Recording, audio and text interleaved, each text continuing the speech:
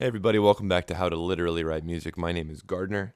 I go by Garden Sound. This is part 3 on our series of how to write music literally. Like, how do you actually write the notes on the page? What does that look like? If you'd like to catch up on the past 2 parts, those are linked in the description down below. All right, so today we're going to talk about 3 things. It's going to be a jam-packed episode, so make sure you're paying attention. We're going to be going over the major scale, whole steps and half steps, and sharps and flats. The real goal today is to teach you and have you understand what sharps and flats are and what their purpose is. And in order to teach you that, you have to understand what the major scale is, and you have to understand whole steps and half steps to understand what the major scale is. So we're going to work in that direction. So this is something that's difficult to teach because there really isn't a basic way to do it. There isn't the most simple way, or at least I haven't found the most simple way that I possibly can to illustrate this point.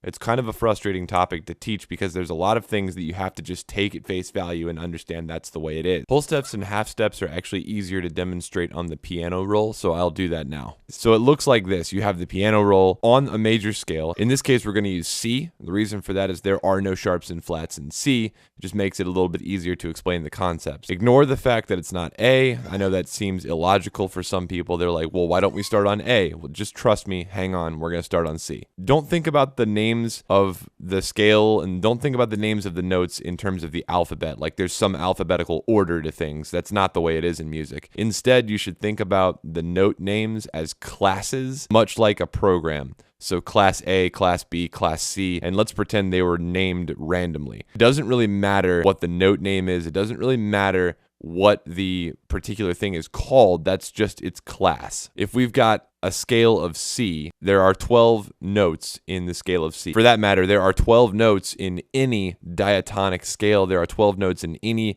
major scale, any Aeolian scale, any minor scale. These are all words that can be used to describe Western music and Western scales, and there's 12 notes in each of them. However, we only play 7 to get the familiar major scale. The reason for that is we just like this pattern.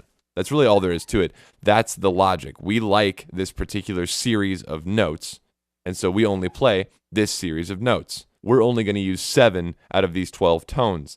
Now, each of these 12 tones is considered a half step. Okay, so because this is so difficult to explain, feel free to hit me up in the comments down below if you have any questions. This is really the thing you need to understand in order to understand theory. So there are 12 semitones, there are 12 half steps in the Western scale.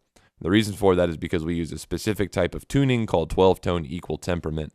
I'm not going to go into what that is or what that means in this video. Perhaps I will make another video if there's significant interest. Let me know in the comments down below. You'll also notice that there is no E sharp and there also is no B sharp. These 2 notes are very special. I don't know why it's like this. For the longest time, I've never been able to find a reason for this being the way it is. So this is one of those things that you have to just take at face value and understand this is the way it is. B sharp is C. E sharp is F. It's just the way it is. You can write E sharp in some keys, that is correct, but really all you're doing is playing an F. You can write B sharp in some keys. Really all you're doing is playing a C. The same for the inverse. There is no C flat, there's just B. And there is no F flat, there is only E. 12 semitones or 12 half steps in a scale. In order to make a major scale, we play these notes. This would be C major. That's not to say that the remaining 5 tones are incorrect. It's just that we use these to make the major scale. There are a bunch of other scales, and these are called modes, and they just use different notes. You can use a whole bunch of different collections of these 12 notes to make a whole bunch of different scales. That's just the way it is. In order to make the major scale, we use these pitches. I've said this before, here we are again, and you'll see that the distance between these pitches varies, and that's where we get the words whole step and half step. These right here are whole steps. That means that there are 2 semitones between each of these notes. This right here is a half step. That means there is 1 semitone between these 2 notes. Okay, this pattern of whole steps and half steps we call a major scale. That's all it is. If we take this pattern and apply it to different keys, we start to get a problem. This works fine in C major. You can see it on the paper here. I'm going to use whole notes so I don't have to draw any stems. So bearing in mind all these completely arbitrary rules, we move forward. You can see in C major, this pattern works out just fine. There are no sharps and flats, but when we move this pattern to another key, let's say D as in dog, for instance, that doesn't work. If you go look at the piano roll, you can see again that when we move this pattern to D, we get a weird thing happening where we have notes falling on sharps and flats, and that's why it's like this. Sharps and flats exist to allow us to apply the same major, minor, modal patterns to different starting pitches. All right, so we've gone over whole steps, half steps, semitones, and the major scale. Now let's talk about sharps and flats, exactly how they're written and what they do, okay? So this is the purpose of sharps and flats, to allow us to apply this major pattern of whole step, half step, whole step, half step, to allow us to apply this pattern to multiple starting pitch classes. That's why sharps and flats exist. So a sharp, written like this, looks like a big pound sign, raises the pitch class of the note that it's applied to by a semitone. So C sharp would be one semitone above C. There you go. That's it. A double sharp, which is a thing, raises the pitch class by two semitones or a whole step. Now you might be asking yourself, when do we need a double sharp? Now I would go back to my example earlier where I said, remember how there is no B sharp, there is only C? Well, in certain keys, when you need B sharp to be sharp, you have to give it a double sharp. The same rule for double flats. So we'll go to flats now. A flat is written like this. It's not a B as in boy, it's not a lowercase b. It's got a weird curve to it.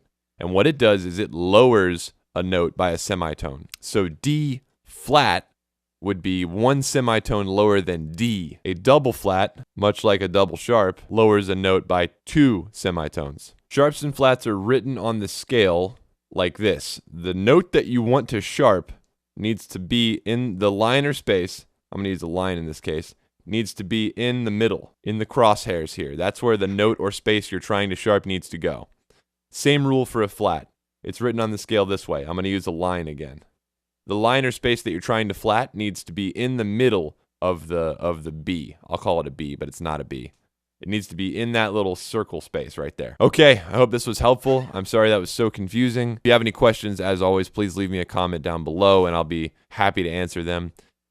Also, I feel like it's appropriate now that I've done 3 episodes for me to offer this. If you'd like to take private lessons from me in theory or in writing music or composition or anything, I offer those through Patreon. So please hit me up there if you'd like to take a lesson. It's $45 a month, and you get 1 free lesson every month, as well as all of my sample packs and project files and all the goodies that I upload to Patreon. Free copies of my EP. It's really a great deal. I have 2 students who are taking advantage of this right now, and they love it. If you'd like to be my third, just let me know. As always, my name is Gardner, and I'll see you for our next episode.